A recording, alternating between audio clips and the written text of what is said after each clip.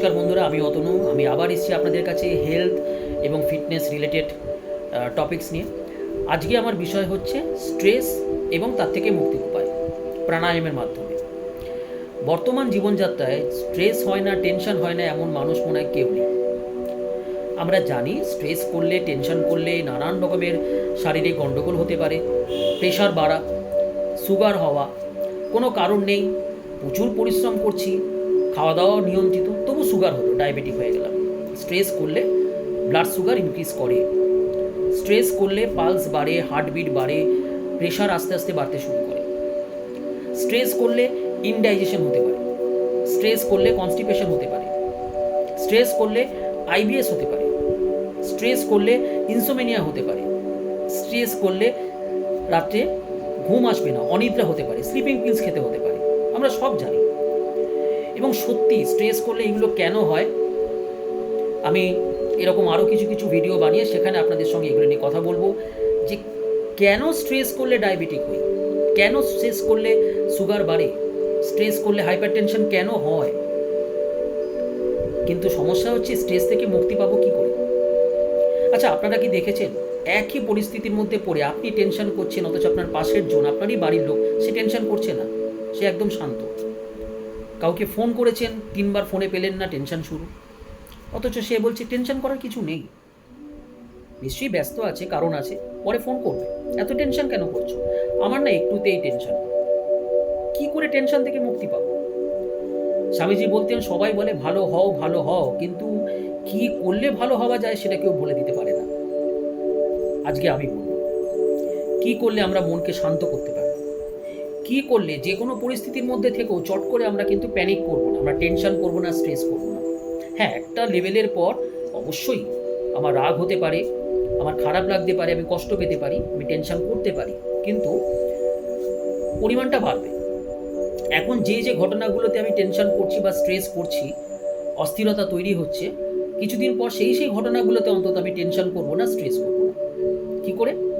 কয়েকটা প্রাণায়াম, প্রচুর প্রাণায়াম আছে যোগাতে, কিন্তু আমি আজকে এসেছি হাতে গোনা 3 থেকে 4টে প্রাণায়াম নিয়ে, খুব সহজ, যে কেউ করতে পারে। তাহলে আসুন শুরু করা যাক কীভাবে প্রাণায়ামগুলো করব। প্রাণায়াম করার কিছু নিয়ম আছে। প্রথম কথা, পেট ভরা অবস্থায় প্রাণায়াম করবেন না।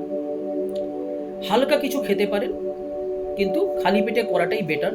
তার জন্য দুটো সময় খুব উত্তম। এক হচ্ছে সকালবেলা ঘুম থেকে উঠে, যখন কিনা আমাদের মাথা একদম পরিষ্কার থাকে, শরীর একদম রিল্যাক্স থাকে, চতুর্দিক পরিবেশ একদম শান্ত থাকে। আর 2 নম্বর ভালো সময় হচ্ছে সন্ধেবেলা। দিনে 2বার যদি করতে পারেন ভালো, না তো দিনে 1বার। আপনি বেছে নিন আপনার সময়টা, হয় সকাল নয় সন্ধে। 2 নম্বর পয়েন্ট যেটা হচ্ছে, সেটা হচ্ছে ঢিলে ঢালা পোশাক পরবেন, খুব বেশি টাইট পোশাক পরবেন না। প্যান্টটা খুব টাইট, এটা খুব টাইট, অস্থিরতা যেন না হয়। হাতে ঘড়ি থাকলে খুলে রাখবেন, চোখে চশমা থাকলে খুলে রাখুন। কিভাবে প্রাণায়ামটা করব? বসে করতে পারি, যেমন আমি এখন সিদ্ধাসনে বসে আছি, আপনি চাইলে সুখাসন এইভাবেও বসতে পারেন। হাঁটু ব্যথা, কোমরে ব্যথা, কি করব? চেয়ারে বসে করুন, টুলে বসে করুন, কোনো বাধ্যবাধকতা নেই। আচ্ছা, আর বেশি কথা না বাড়িয়ে তাড়াতাড়ি শুরু করা যাক প্রাণায়াম করতে। প্রথমে আপনার যে বাঁ হাত, আমি সাধারণত ডান হাতে কাজ করি, তাই আমি বাঁ হাতটাকে এরকম ধ্যান মুদ্রা করে আমার এখানে রাখলাম হাঁটুর উপরে।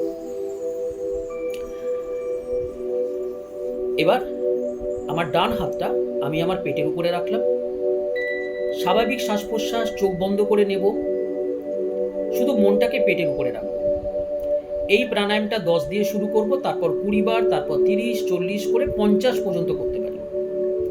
প্রতিবার ইনহেল করে এক্সহেল করলে 1, ইনহেল করে এক্সহেল করলে 2, এইভাবে কাউন্ট করব। তাহলে আসুন কয়েকটা প্র্যাকটিস করি।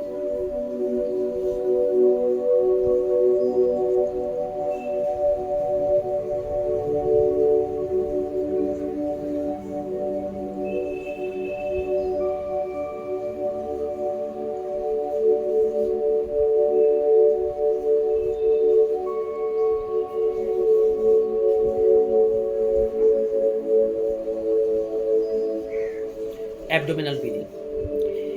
এই অ্যাবডোমিনাল ব্রিদিং প্র্যাকটিস করলে কি লাভ হয়, কিভাবে এটা কাজ করে, এগুলো পরে একদিন আলোচনা করব।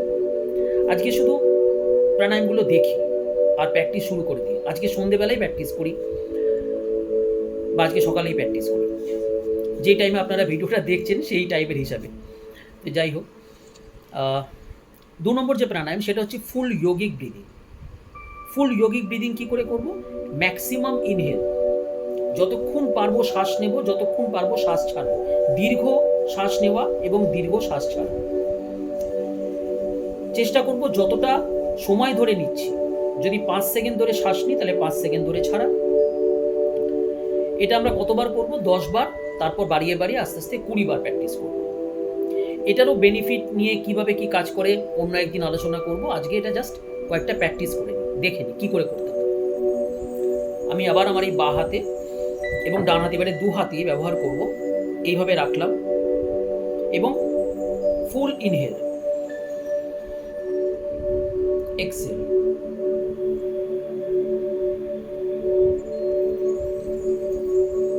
ইনহেল,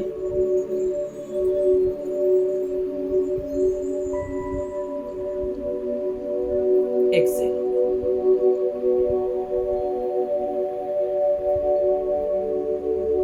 ইনহেল,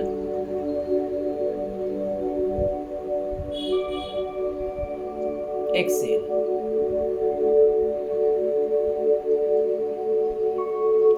এই হলো আমার 2 নম্বর প্রাণায়াম। এবার 3 নম্বর প্রাণায়াম, অনুলোম বিলোম বা নাড়ি শোধন প্রাণায়াম। বাঁ হাত এরকমভাবে রাখলাম, ডান হাতে আমরা এইভাবে করতে পারি বা এইভাবে করতে পারি, এটা বড্ড জটিল হয়ে যায়, তো এইভাবেই আমরা দেখাই। ডান নাকটাকে বন্ধ করুন, বাঁ নাক দিয়ে প্রথমে শ্বাসটাকে বের করে দিন, বাঁ নাকে শ্বাস নিন, বাঁ নাক বন্ধ করে ডান নাকে ছাড়ুন।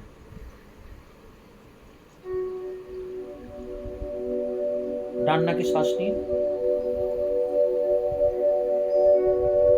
ডান নাক বন্ধ করে বাঁ নাকে ছাড়ুন। এই একবার বাঁ নাক দিয়ে শ্বাস নিয়ে ডান নাক দিয়ে ছাড়া আর ডান নাক দিয়ে শ্বাস নিয়ে বাঁ নাক দিয়ে ছাড়া, এটা হলো 1। এরকম আপনারা প্রাণায়ামটা 11 বার প্র্যাকটিস করুন।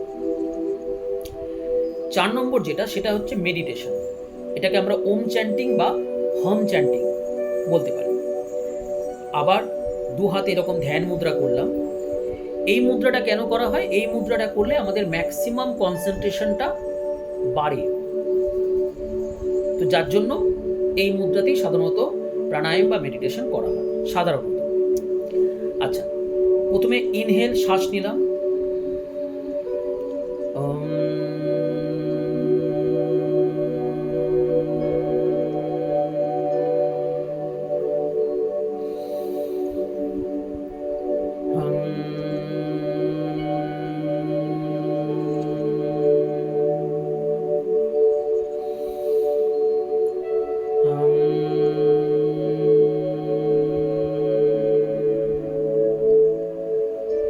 এটাকেও 10 বার, 20 বার, 30 বার, বা আপনারা টাইমার লাগিয়েও করতে পারেন, 2 মিনিট, 3 মিনিট। চোখ বন্ধ করে করবেন, পুরো ভাইব্রেশনটাকে ফিল করবেন।